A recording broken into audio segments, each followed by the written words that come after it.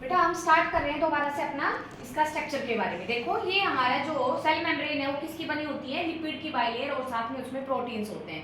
Lipid bilayer कैसे arrange होते हैं, इसमें लिपिड की 2 लेयर होती हैं और जो दोनों लेयर होती हैं वो हमारे टेल एक दूसरे के फेस करेंगे और हेड है वो एक दूसरे के क्या रहेंगे, अपोजिट प्रेजेंट होते हैं। इसमें प्रोटीन 2 तरह के हैं, इंटीग्रल और पेरिफेरल। इंटीग्रल प्रोटीन्स वो होते हैं जो मेम्ब्रेन के अंदर दबे हुए हैं और पेरिफेरल वो प्रोटीन्स होते हैं जो मेम्ब्रेन के बाहर चिपके रहते हैं, जिनको हम इजीली अलग कर सकते हैं। तो लिपिड जो है वो क्या करता है, इराइथ्रोसाइट में देखा गया है ये मेम्ब्रेन का 40% पार्ट बनाता है और प्रोटीन बनाते हैं 52% प्रोटीन।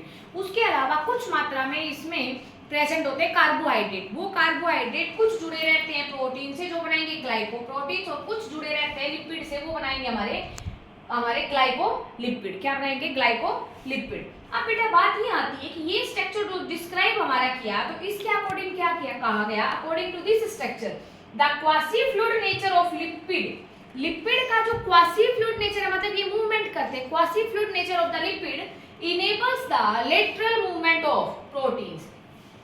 जब जैसे देखो बेटा ये मेम्ब्रेन है, ये लिपिड्स प्रेजेंट, ये अगर हिलेंगे तो इसके अंदर जो प्रोटीन दबे वो भी हिलेंगे, उनका भी क्या होगा, लेटरल मूवमेंट होगा। देखो quasi fluid nature of lipid enable lateral movement of proteins with in the overall bilayer, कि पूरी बाइलेयर में लिपिड अगर मूव करेंगे तो प्रोटीन भी उसके अकॉर्डिंग क्या करेंगे, मूव करेंगे, उनका भी लेटरल मूवमेंट होता है। तो the ability with the membrane, the ability with in the membrane, जो मेम्ब्रेन के अंदर एबिलिटी है किसकी, मूवमेंट की, द एबिलिटी ऑफ मूवमेंट है यहाँ पे within the membrane is measured as its fluidity, वो इसकी तरलता के ऊपर डिपेंड है। फ्लूइडिटी होती है तरलता, the ability of movement within the membrane is measured as its fluidity. तो ये किसने बताया था, ये बताया था फ्लूइड मोज़ाइक मॉडल के अकॉर्डिंग। जो क्वासी फ्लूइड नेचर है मेम्ब्रेन का वो क्या बताता है कि इसके अंदर लेटरली लिपिड्स मूवमेंट करेंगे, जिसकी वजह से उसके अंदर प्रेजेंट जो प्रोटीन्स है वो भी लेटरल मूवमेंट करेंगे और यही उसकी फ्लूइडिटी को शो करता है।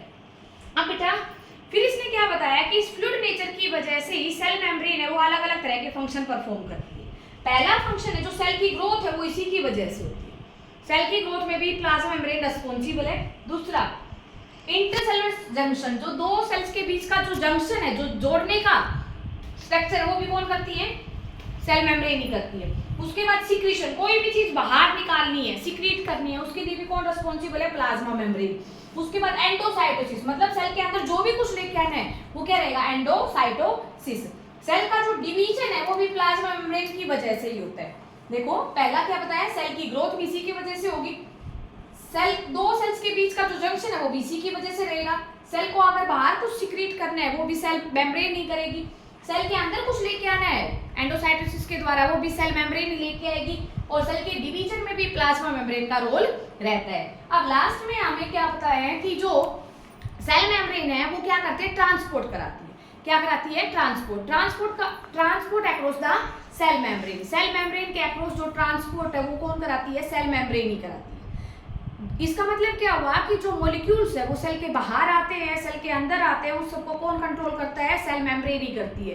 Means it control the exit और entry of the molecules inside और outside of the cell. Cell के अंदर क्या मॉलिक्यूल आना है, क्या उसके बाहर जाना है, उसको भी कौन कंट्रोल करता है, हमारी सेल मेम्ब्रेन ही कंट्रोल करती है। उसके बाद और क्या फंक्शन बताएंगे, it also responsible for the separation of internal environment,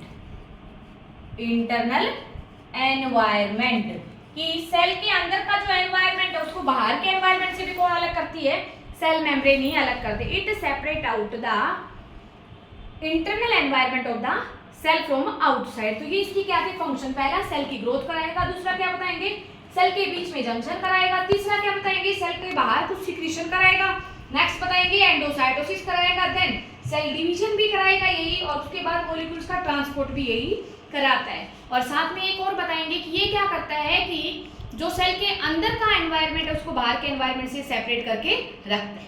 ये फंक्शन है किसके, सेल मेम्ब्रेन के। और ये सारे के सारे फंक्शन सेल मेम्ब्रेन के फ्लूइड नेचर की वजह से ही ये डिफाइन हो पाते हैं। सेल मेम्ब्रेन का जो फ्लूइड नेचर है उसी की वजह से सारे फंक्शंस डिफाइन हो पाते हैं। अब उसके बाद बात आती है बेटा कि हमारी जो सेल मेम्ब्रेन है उसका नेचर कैसा है, अगर हम देखें कि ये सेल मेम्ब्रेन किस नेचर की है, तो उससे वो पढ़ने से पहले हम ये देखेंगे कि मेम्ब्रेन 4 तरह की होती है।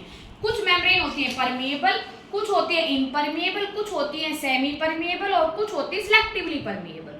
परमिएबल मेम्ब्रेन्स वो होती हैं, these are the membranes which allow all type of the molecules across the membrane.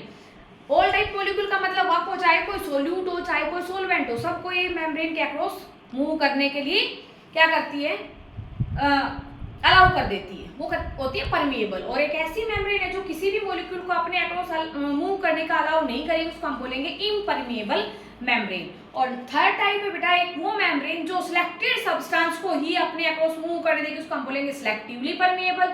और कुछ मेम्ब्रेन्स होती है सेमी परमिएबल। तो सेमी परमिएबल वो मेम्ब्रेन होती हैं जो सिर्फ सोलवेंट को अपने अक्रॉस मूव करने के लिए अलाउ करें और सोलवेंट को सिर्फ अपने अक्रॉस मूव करने के लिए अलाउ करें और सॉल्यूट को ना करें, उसको हम बोलेंगे सेमी परमिएबल मेम्ब्रेन। और जो हमारी सेल मेम्ब्रेन है वो सेमी परमिएबल ही होती है नेचर के अंदर। तो बेटा ये 4 इसके टाइप हैं।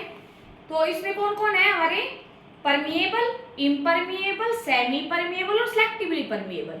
परमिएबल हर मॉलिक्यूल को अलाउ करेगी, सोल्यूट को भी और सोलवेंट को भी। इम्परमिएबल किसी को अलाउ नहीं करेगी और सेमी परमिएबल सोलवेंट को अलाउ करेगी और सोल्यूट को अलाउ नहीं करेगी। और जो हमारी सिलेक्टिवली परमिएबल है वो सारे सोलवेंट्स के साथ में सिलेक्टेड सोल्यूट्स को भी अलाउ करती है। और हमारी जो सेल मेम्ब्रेन है वो क्या करती है बेटा, ये सेमी परमिएबल ही होती है नेचर में। तो आज आप इसके स्ट्रक्चर के बारे में पढ़ना, इसके फंक्शन